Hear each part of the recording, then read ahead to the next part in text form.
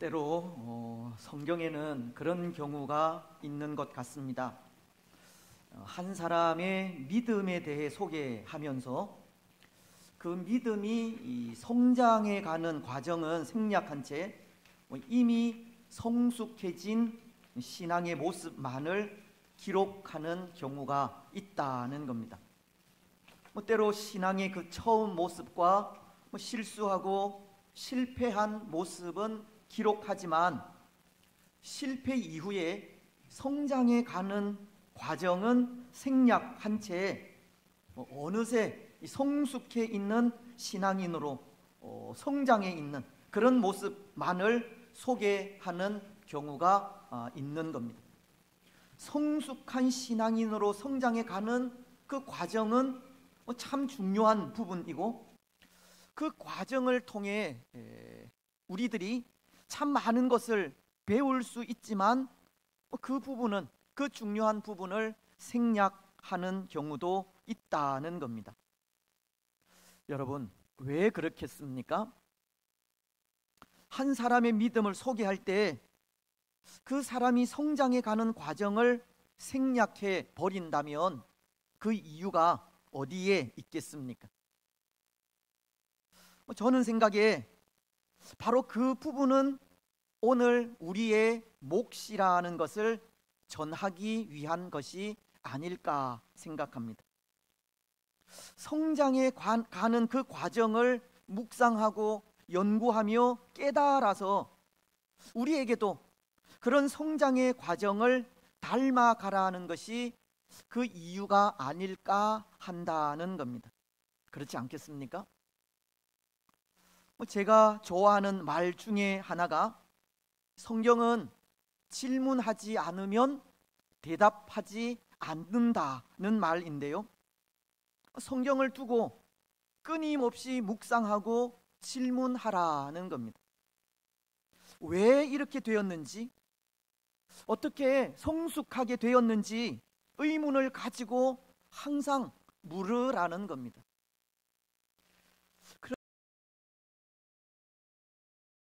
그런데 그렇게 의문을 가지고 질문을 하면서 제가 깨달은 것이 있습니다. 질문하니 대답하더라는 겁니다. 성경은 질문하면 대답합니다. 하지만 질문하지 않으면 대답하지 않습니다. 오늘 우리는 성경을 읽으면서 의문이 생기면 물어야 하고 그 물음을 통해 답을 들어야 합니다. 오늘 우리가 생각하고자 하는 또 한 사람의 믿음의 사람 사라도 그런 것 같습니다. 사라의 믿음도 질문을 해야 답을 얻을 수 있는 믿음을 가졌다는 겁니다. 왜냐하면 오늘 11절은 이렇게 말씀하고 있기 때문입니다. 믿음으로 사라 자신도 나이가 많아 단산하였으나 잉태할 수 있는 힘을 얻었으니 이는 약속하신 이를 미쁘신 줄 알았음이라.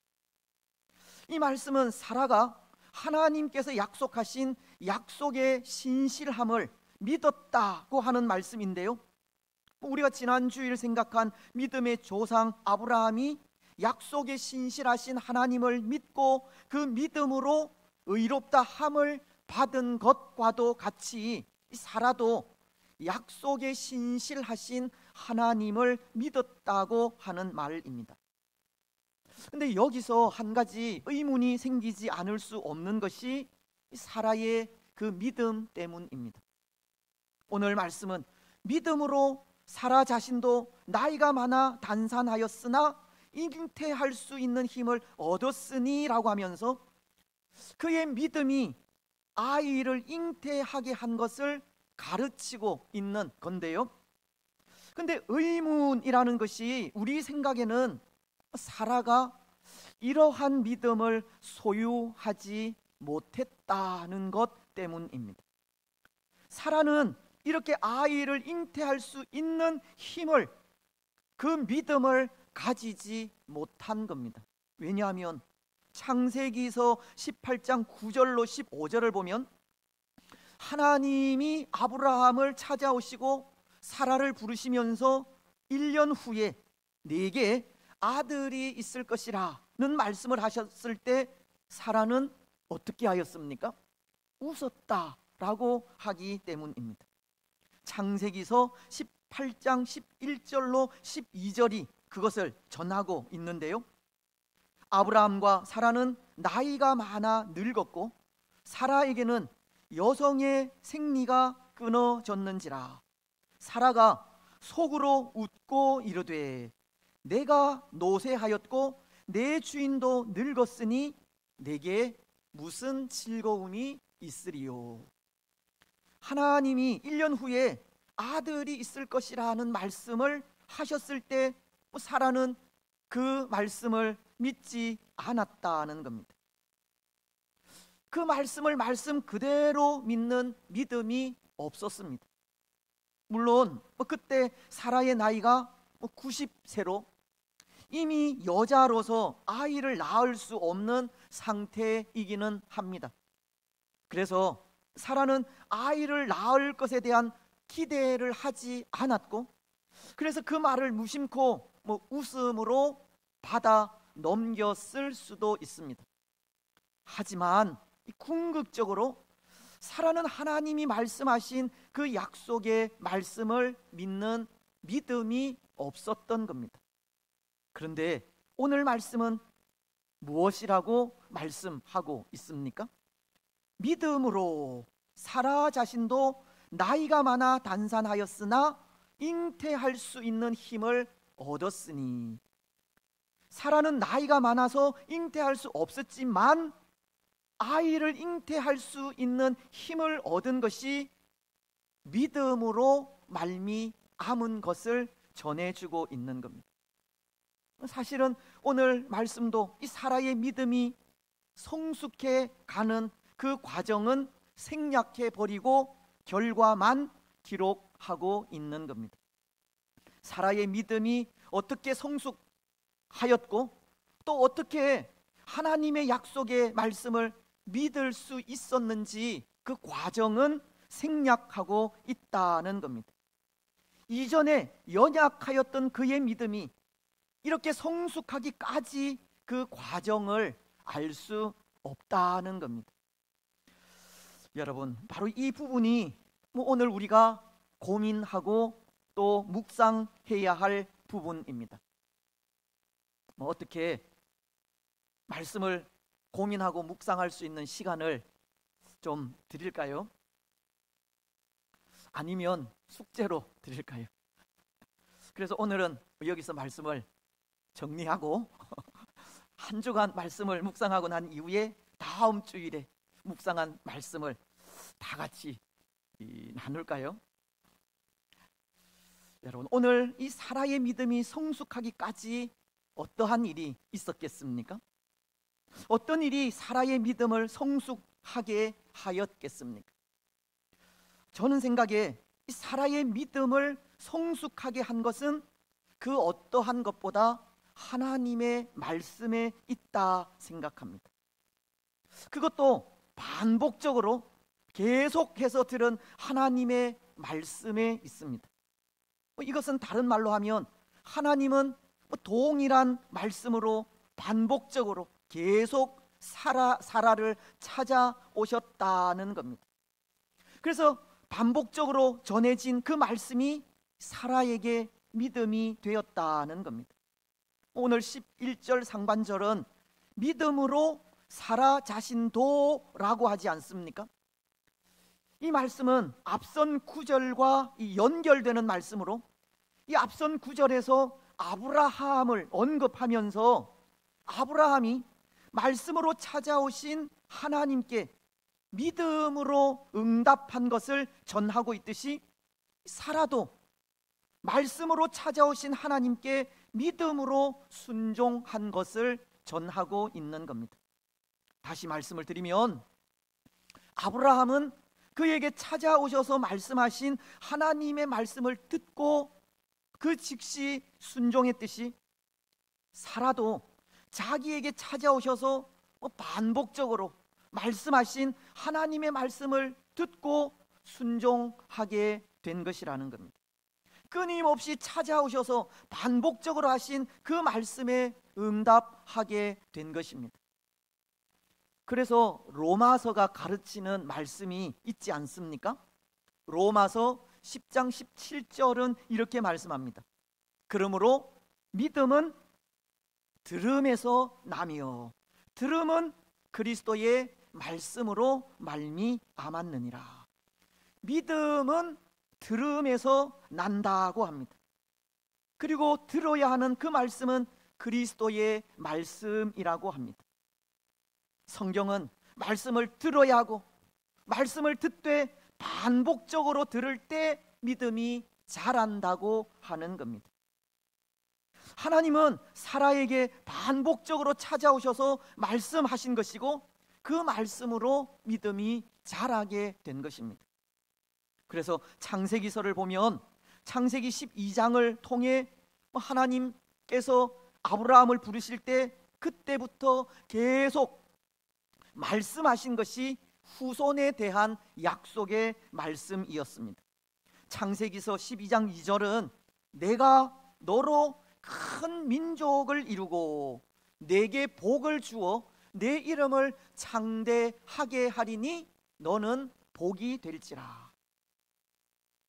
그리고 13장 16절은 내가 내 자손이 땅의 티끌 같게 하리니 사람이 땅의 티끌을 능히 셀 수 있을진데 내 자손도 세리라. 그리고 이러한 말씀을 동일하게 15장에서도 17장에서도 또 18장에서도 계속해서 반복하고 있는 겁니다. 아브라함의 후손을 바다의 모래와도 같이 주시겠다는 겁니다. 셀 수 없을 정도로 많은 하늘의 뭇별과도 같이 하시겠다는 겁니다. 하나님은 이 말씀을 계속 반복적으로 하시는 것이고 그 말씀을 들을 때에 그 말씀이 사라에게 믿음이 된 것입니다. 믿음은 들음에서 나며 들음은 그리스도의 말씀으로 말미암게 되듯이 하나님은 사라에게 하나님의 말씀으로 찾아오셔서 말씀하신 것이고 그 말씀으로 믿음이 자라게 되었습니다. 그렇습니다. 사랑하는 여러분, 믿음은 들음에서 납니다. 그것도 반복하여 듣는 말씀으로 믿음이 자라게 됩니다. 그래서 어떤 분이 이런 말을 하였는데요. 우리 신앙 생활에서 피해야 할 위험이 있다고 하면서 우리 신앙 생활에 피해야 할 것은 우리 신앙을 화끈한 감격에 맞추는 일이나 날마다 누리는 새로운 경험에 맞추는 그 일이 위험하다. 그래서 그 일을 피해야 한다라고 했습니다. 무슨 말이냐 하면 우리 신앙생활에 감동과 감격을 주는 이벤트에 맞추려 한다든지 기적이나 은사에 맞추는 일은 위험한 일이라는 겁니다. 왜냐하면 이벤트나 기적은 우리 신앙을 자라게 하지 않기 때문입니다. 그것은 그때뿐일 수 있기 때문입니다. 기적이 사라지고 은사가 멈추어지면 다시 옛날로 돌아갈 때가 많기 때문입니다. 광야의 이스라엘이 그러하지 않았습니까? 홍해가 갈라지고 반석에서 물이 솟아나며 메추라기와 만나가 내려질 때는 기뻐하였지만 그것이 사라질 때는 불평하고 원망하였습니다. 기적이나 특별한 은사는 그때뿐 우리의 신앙에 아무런 도움이 되지 않을 수 있는 겁니다. 그것은 영원한 것이 되지 않는다는 겁니다. 하지만 하나님의 말씀은 그렇지가 않습니다. 말씀은 우리의 믿음을 성숙하게 합니다. 말씀은 우리로 하여금 하나님에 대해 알게 하고 구원의 길에 대해 바르게 가르쳐 줍니다. 말씀이 신앙을 자라게 하는 겁니다. 로마서도 믿음은 들음에서 나며 들음은 그리스도의 말씀으로 난다고 분명하게 가르치고 있듯이 믿음은 하나님의 말씀을 반복적으로 들음으로 나는 겁니다. 여러분, 오늘 우리는 우리의 신앙을 어떤 특별한 은사나 기적에 맞추지 마시기 바랍니다. 감동과 감격을 주는 이벤트에 우리 마음을 주지도 마시기 바랍니다. 오직 하나님의 말씀에 우리 마음을 두시기 바랍니다. 매일같이 증거되는 하나님의 말씀에 마음을 두시고 매일같이 증거되는 하나님의 말씀을 듣고 묵상하시기 바랍니다. 하나님의 말씀을 통해서 우리의 신앙이 자라가기를 기도하시기 바랍니다. 사실은 오늘 우리도 다 그렇게 믿음을 가지게 되지 않았습니까? 하나님의 말씀을 통해서 믿음을 가지게 되었다는 겁니다. 하나님의 말씀이 우리에게 구원의 진리를 깨닫게 한 것입니다. 모르겠습니다. 아직 우리 중에는 구원의 확신이 없어 이 머뭇거리는 분들이 있을지 모르겠지만, 여러분, 오늘 우리의 구원 어디에서 옵니까? 무엇을 통해서 구원을 얻게 됩니까? 예수님을 믿는 믿음으로부터입니다. 구원은 오직 예수님을 믿는 믿음만으로 이루어집니다. 에베소서가 그것을 가르치기를 2장 8절은 이렇게 말씀하고 있습니다. 우리 이 말씀 함께 읽었으면 좋겠습니다. 시작. 너희는 그 은혜에 의하여 믿음으로 말미암아 구원을 받았으니 이것은 너희에게서 난 것이 아니요 하나님의 선물이라. 아멘. 너희는 그 은혜에 의하여 믿음으로 말미암아 구원을 받았으니, 말씀은 은혜로 주어진 믿음으로 말미암아 구원을 받았다고 합니다. 믿음을 가진 자에게 그저 주어지는 것이 구원이고, 그 구원의 상태는 우리가 예수님을 믿은 그때로부터 계속되는 것입니다. 또 요한복음 3장 16절은 이렇게 말씀하고 있습니다. 우리가 암송할 수 있는 그런 부분인데요, 같이 읽겠습니다. 시작.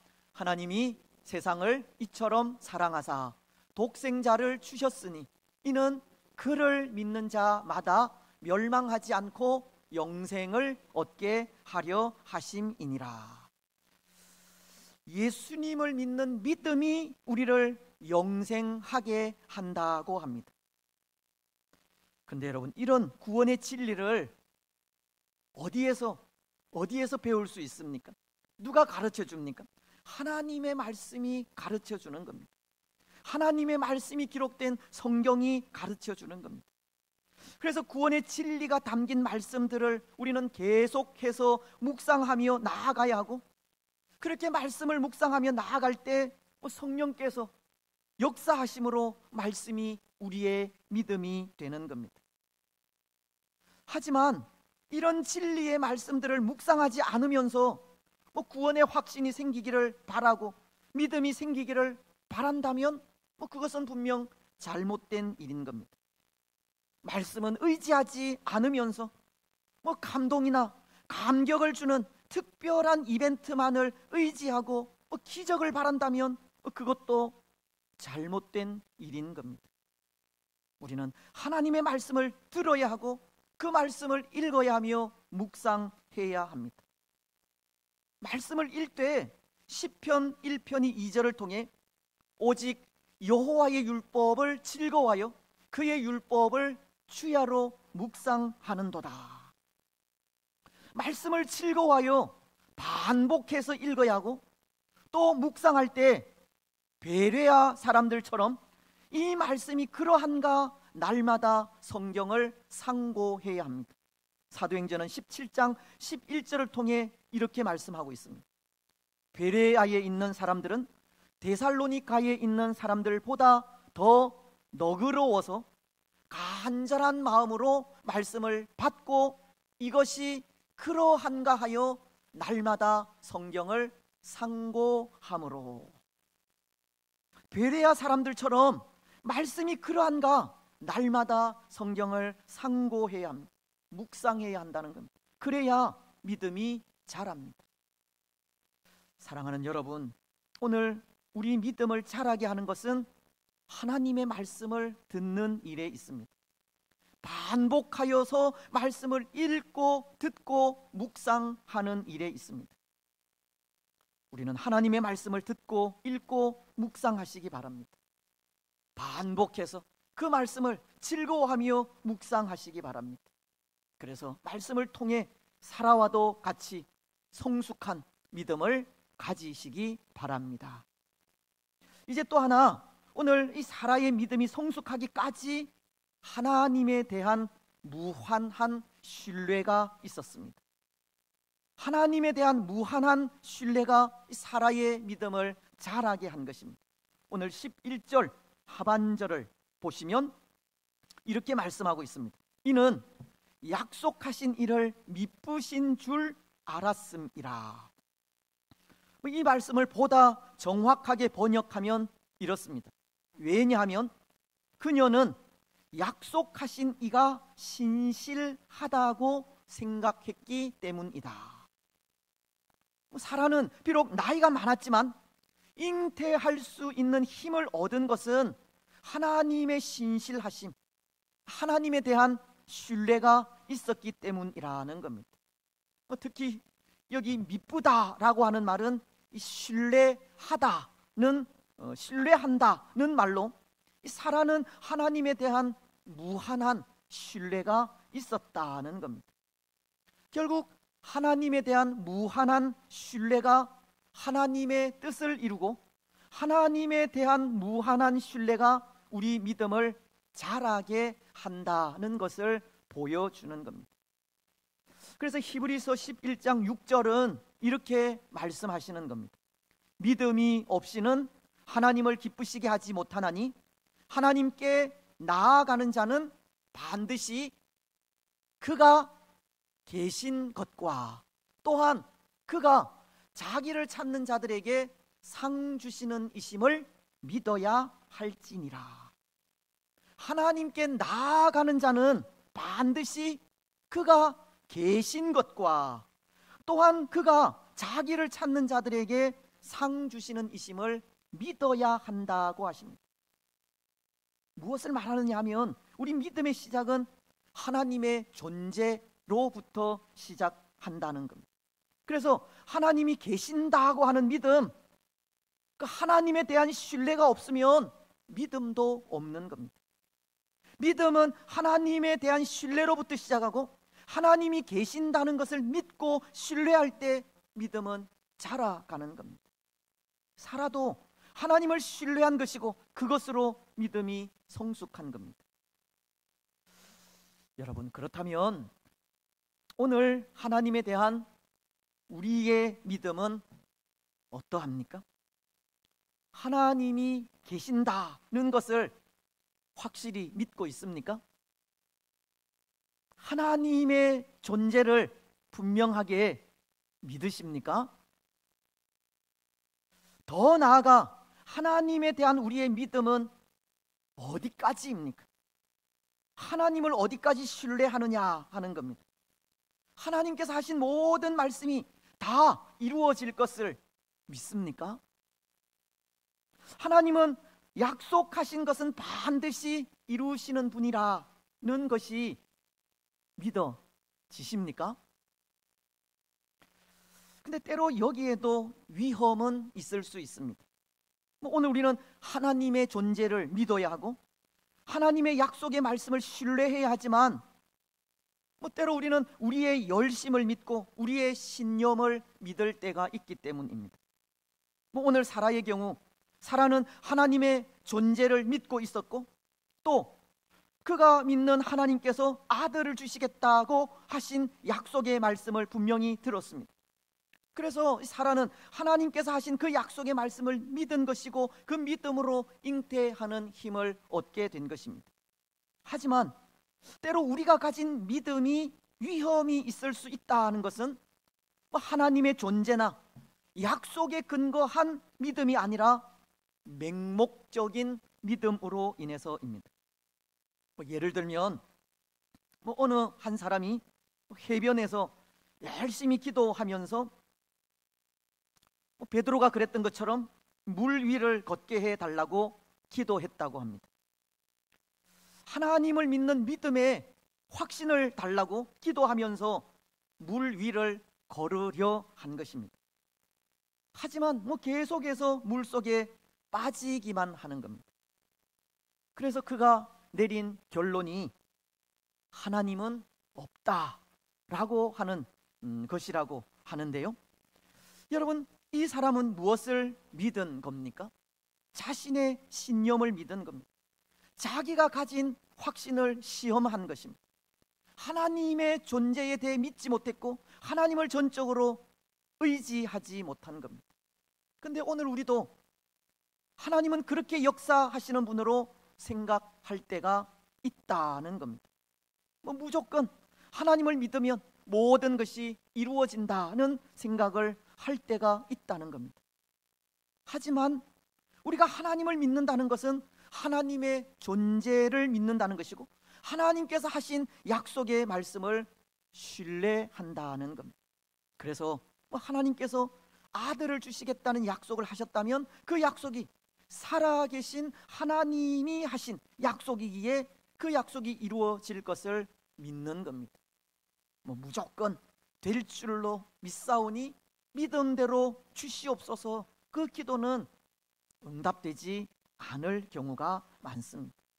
그것은 결코 하나님을 신뢰하는 것이 아니라 내가 가진 신념을 믿는 것이기 때문입니다. 그래서 욥도 욥기서 27장 5절을 통해 이런 말을 하였습니다. 나는 결코 너희를 옳다 하지 아니하겠고 내가 죽기 전에는 나의 온전함을 버리지 아니할 것이라. 욥은 친구들이 고난당한 자신을 위로하기는커녕 정죄하고 비난할 때 그래도 하나님을 향한 온전함, 하나님을 향한 믿음을 버리지 않겠다라고 한 말씀이 이 말씀인데요. 욥이 그가 당한 고통과 친구들의 정죄 속에서도 그럼에도 나의 온전함을 버리지 않겠다라고 한 것이 바로 하나님의 존재를 믿고 신뢰한 것에 있기 때문입니다. 고통이 끊이지 않는 그 아픔 속에서 욥은 얼마든지 하나님은 없다고 말할 수 있었지만 그럼에도 자신의 순전함, 그 믿음을 지킨 이유가 하나님은 살아계신 하나님이심을 분명히 알고 있었기 때문입니다. 또 자신을 위해서 중보자를 보내실 것이라고 약속하신 하나님의 약속을 믿었기 때문입니다. 그래서 욥은 욥기서 16장 19절을 통해 이런 고백도 하지 않았습니까? 지금 나의 증인이 하늘에 계시고 나의 중보자가 높은 데 계시니라. 욥은 그가 당한 고통 속에서도 결코 하나님을 원망하지 않았던 것이 자신을 위해 중보자로 보내실 것이라 약속하신 하나님을 믿었기 때문입니다. 그 하나님께서 약속하신 약속의 말씀을 신뢰하였기 때문이라는 겁니다. 그렇습니다. 사랑하는 여러분, 오늘 하나님에 대한 우리의 믿음은 하나님의 존재를 믿는 믿음입니다. 하나님의 살아계심을 의심하지 않고 믿는 믿음입니다. 하나님의 말씀을 믿는 믿음 또한 살아계신 하나님께서 약속하신 약속의 말씀이기에 그 약속을 신뢰하는 믿음입니다. 그 믿음이 오늘 우리가 가져야 하는 믿음이고 그 믿음이 우리 믿음을 성숙하게 하는 겁니다. 오늘 우리는 하나님의 존재를 믿으시기 바랍니다. 하나님의 살아계심을 분명히 믿으시기 바랍니다. 또 하나님의 말씀 역시 믿고 신뢰하는 것이 살아계신 하나님께서 하신 약속의 말씀이기에 그 말씀을 믿고 신뢰하시기 바랍니다. 그래서 그 믿음으로 예수 그리스도의 장성한 분량에까지 자라가는 복을 누리시기 바랍니다. 이제 말씀을 맺겠습니다. 사랑하는 여러분, 오늘 우리는 사라가 가진 믿음을 생각하였는데요, 그 믿음은 말씀을 들음에서 자란 믿음이었고, 하나님의 존재를 믿고 신뢰한 데서 온 믿음이었습니다. 오늘 우리 믿음을 성숙하게 하는 것도 하나님의 말씀에 있습니다. 말씀을 듣고 묵상하며 의지할 때 우리 믿음은 성숙합니다. 또 하나님의 존재를 믿고 신뢰할 때 믿음은 자라갑니다. 오늘 우리의 믿음이 하나님의 말씀을 듣고 묵상하여 지키는 것을 통해 자라가는 믿음이 되시고, 하나님의 존재를 믿고 신뢰함으로 자라가는 믿음이 되시기 바랍니다. 그래서 그 믿음으로 우리의 신앙이 날마다 예수 그리스도의 장성한 분량에까지 자라가고, 또 그 믿음으로 하나님을 기쁘시게 하는